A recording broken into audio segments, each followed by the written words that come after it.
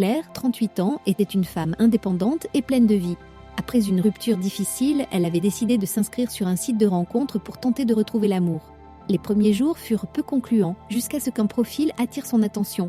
Il s'appelait Alexandre, un ingénieur travaillant à l'étranger sur des projets humanitaires. Son sourire chaleureux et ses mots empreints de douceur séduisirent immédiatement Claire. Ils commencèrent à échanger quotidiennement. Alexandre semblait parfait, attentionné, intelligent et toujours à l'écoute. Au fil des semaines, leur complicité s'intensifia. Alexandre lui écrivait de longues lettres électroniques où il parlait de ses rêves, de son enfance et de son désir de trouver une femme honnête et aimante. Claire se sentait comprise et spéciale. Même s'ils ne s'étaient jamais rencontrés en personne, elle était convaincue qu'elle avait trouvé l'homme de sa vie. Un jour, Alexandre lui confia qu'il avait besoin d'aide. Un problème financier imprévu l'empêchait de finaliser un projet important sur lequel il travaillait en Afrique. Il était bloqué et avait peur de perdre tout ce pourquoi il avait travaillé si dur.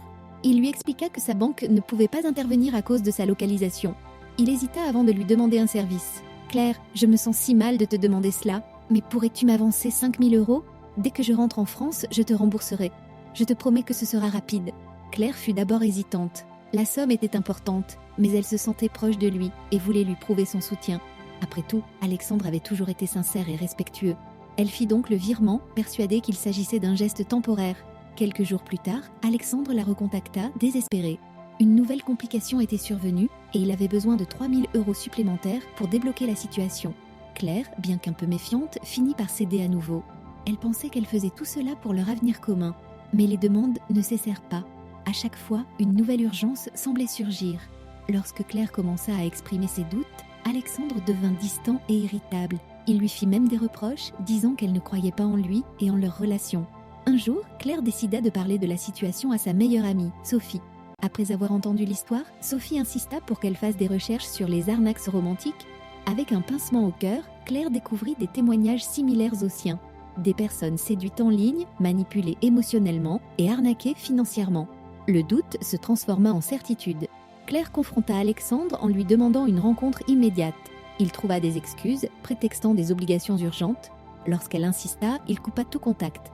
Alexandre avait disparu, emportant avec lui plusieurs milliers d'euros et laissant Claire avec un cœur brisé.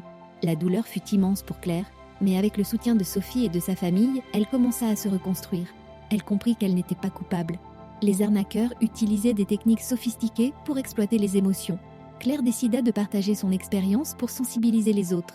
Elle participa à des campagnes de prévention sur les arnaques en ligne, alertant sur les signes à surveiller, des déclarations d'amour rapides, des histoires trop parfaites, et surtout, des demandes d'argent. Avec le temps, elle retrouva confiance en elle et en sa capacité à aimer à nouveau. Elle savait que l'amour véritable ne se construisait pas sur des manipulations, mais sur la confiance et la sincérité. L'histoire de Claire rappelle qu'il est essentiel d'être vigilant dans les relations en ligne et de ne jamais envoyer d'argent à une personne que l'on n'a jamais rencontrée en personne. L'amour doit être un partage, pas un piège.